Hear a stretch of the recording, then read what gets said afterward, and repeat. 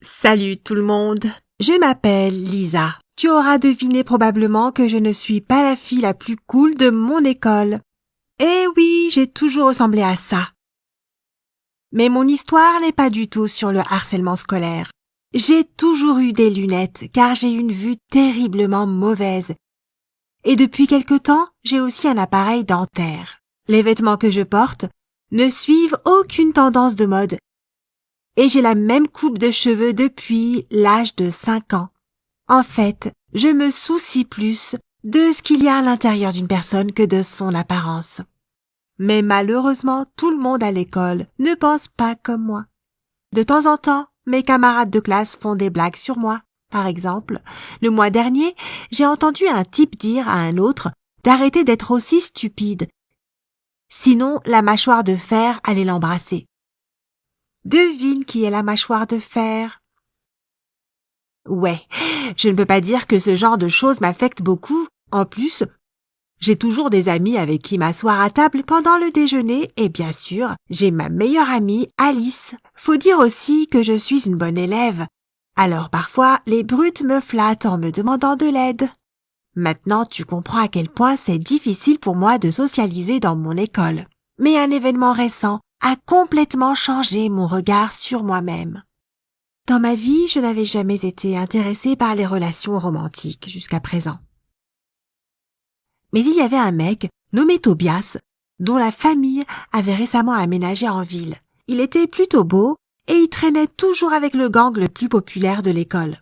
C'était vraiment un bon gars, avec qui toutes les filles voulaient sortir et avec qui tous les garçons voulaient être amis. Même moi, je comprenais à quel point il était bon au football alors que je n'y connaissais rien en sport. Alors voilà, comme tu l'auras deviné, Tobias est devenu mon premier coup de cœur. Bien sûr, j'avais essayé que personne ne se rende compte de mes sentiments, y compris ma meilleure amie. Mais désormais, j'avais envie de m'habiller à la mode. J'avais demandé à ma sœur aînée de me coiffer et de me maquiller. Elle m'avait même offert un de ces chemisiers verts que j'avais toujours aimé.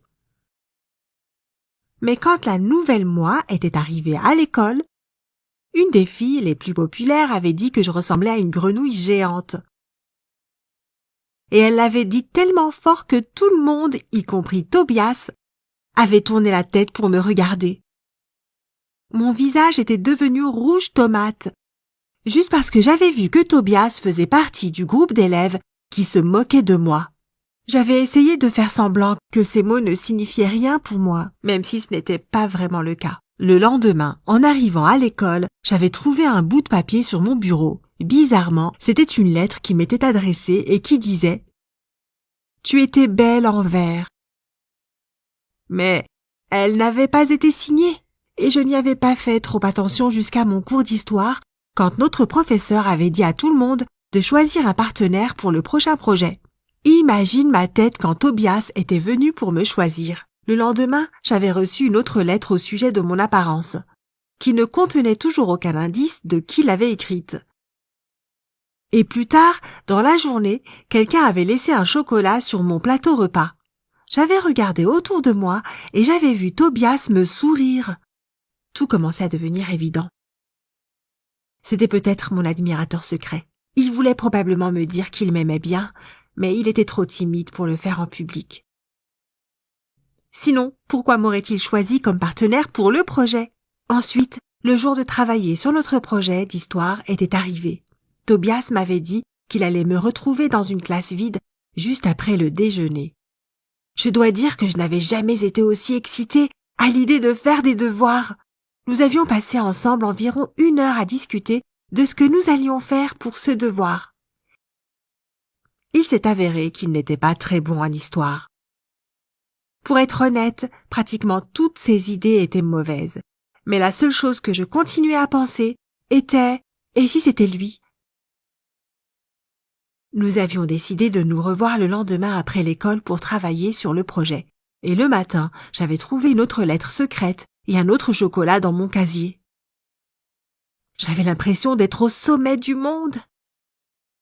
Je m'étais dit « pourquoi je devrais attendre qu'il ait assez de courage pour me parler de ses sentiments ?» Alors j'avais décidé de faire le premier pas.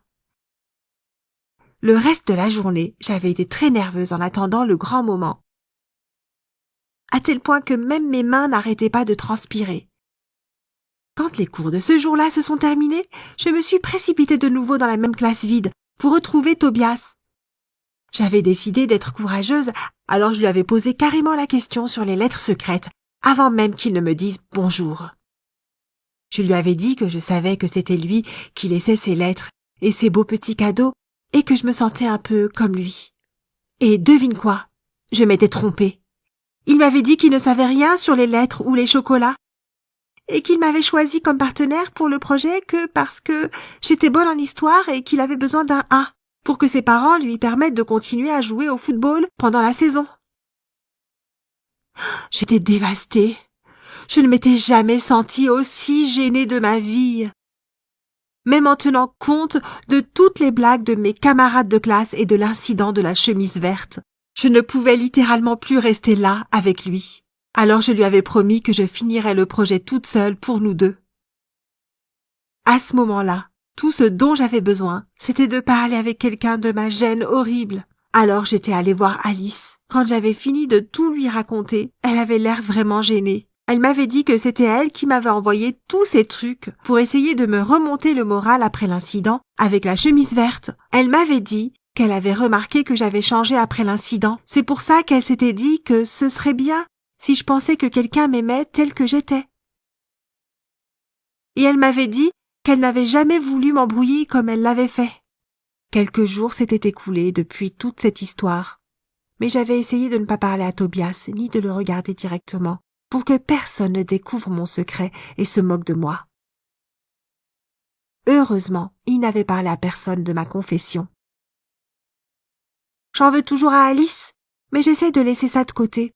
Au moins maintenant, je sais ce que ça fait de croire que l'on a un admirateur. As-tu déjà eu un admirateur secret? Ou peut-être que tu as déjà été l'auteur de petites lettres secrètes pour quelqu'un? Raconte-nous dans les commentaires comment ton expérience est terminée et n'oublie pas de partager cette vidéo avec tes amis. Quelqu'un trouvera sûrement les réponses à ces questions.